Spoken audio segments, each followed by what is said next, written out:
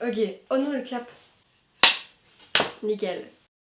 Inception, Memento, Dunkerque, Oppenheimer, The Dark Knight. Vous connaissez sûrement au moins un de ces films. Ce qu'ils ont en commun, ils ont tous été réalisés par Christopher Nolan, célèbre réalisateur et génie du cinéma. J'avais hâte de faire cette vidéo parce que je trouve ce réalisateur incroyable, j'en ai déjà parlé genre maintes fois sur ma chaîne. Et j'avais jamais fait une vidéo spécialement sur lui. Donc là voilà. Mais en fait, ouais, je voulais comprendre comment il avait réussi à en arriver là, d'où il était parti, qu'est-ce qu'il avait accompli pendant sa vie pour en arriver là où il en est aujourd'hui, à gagner 7 Oscars pour un film, je crois que c'est ça. Bref, je vais pas trop parler et je vais vous laisser avec la suite de la vidéo.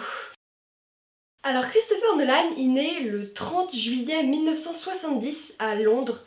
Son enfance est partagée entre Londres et Evanston parce que son père est britannique et vit donc à Londres et sa mère est américaine et vit dans l'Illinois aux États-Unis. Dès son plus jeune âge, il est plongé dans l'univers du cinéma car sa famille nourrit déjà un profond intérêt pour ce domaine, ce qui fait qu'il découvre très tôt cet univers et toutes ses facettes. Donc déjà très jeune, Nolan est fasciné par les films, il passe des heures et des heures à explorer tous les styles cinématographiques, aussi bien des classiques que des films contemporains. Il grandit et découvre un jour le travail de Ridley Scott, donc c'est notamment le réalisateur de Alien, Blade Runner, Seul sur Mars, etc. Son travail va beaucoup l'inspirer pour ses projets futurs.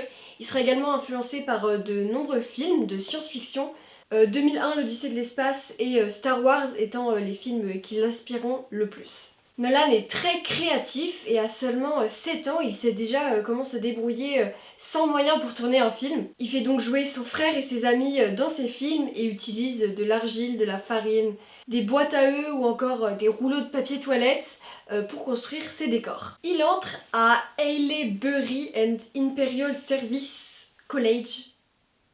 Ouais bon... Il y entre à 12 ans, cette école britannique lui permettra d'en apprendre davantage sur les arts dramatiques et la narration visuelle et d'affiner ses compétences du coup plus dans le domaine technique. Une fois ses études dans le secondaire terminées, il choisit volontairement une université qui n'a pas directement un lien avec le cinéma et étudie la littérature anglaise à l'University College de Londres. Il choisit quand même cette université pour une raison spécifique, c'est que l'université possède des installations de production de films, dont une salle de montage et des caméras 16 mm. Pendant l'année, il produit avec Emma Thomas, sa future épouse et productrice, des films en 35 mm, et avec l'argent récolté, il produit des films en 16 mm pendant les vacances d'été. Donc voilà en gros comment s'est déroulée sa jeunesse, mais du coup là on sait toujours pas comment il en est arrivé là où il en est aujourd'hui. Pas de panique, je suis là.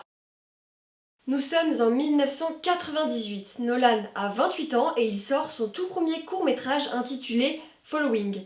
Budget réduit, équipe modeste, mais c'est Christopher Nolan, donc évidemment le film attire l'attention des critiques pour son style visuel distinctif et son intrigue complexe, qu'on retrouvera dans tous ses autres films au final.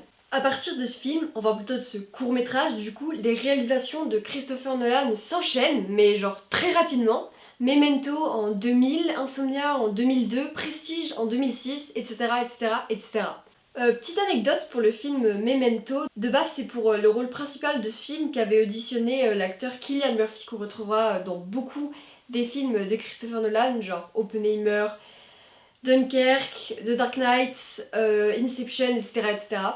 Il n'a pas été choisi, mais il tape dans l'œil du réalisateur, d'ailleurs c'est pourquoi on le retrouve dans autant de films après, si bien que Christopher Nolan le rappelle pour jouer dans la trilogie The Dark Knight en 2008.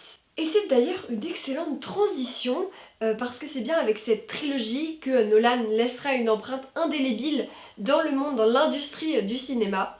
Avec ce film, il redéfinit le genre des films de super-héros et captive le public avec des scènes d'action époustouflantes et une intrigue palpitante. The Dark Knight, je pense, c'est vraiment le pic de la carrière de Nolan et pourtant chaque film qu'il sort encore après est excellent. Inception en 2010, Interstellar en 2014, Dunkerque en 2017 et Oppenheimer, le dernier. Donc comme je disais, en 2023, Nolan se rattrape largement de son dernier film, Tenet, moins bien apprécié par la critique et les spectateurs qu'à l'ordinaire. Et il nous offre une fois de plus un spectacle à la hauteur de son génie avec le film Oppenheimer, le père de la bombe atomique, dont tout le monde a dû entendre parler pendant les vacances d'été. Honnêtement, je pense que si quelqu'un a pas entendu parler de ce film, je vois que deux options possibles. Soit vous êtes né après juillet 2023, soit vous vivez dans une grotte. Anyway, on arrive à la fin de cette vidéo.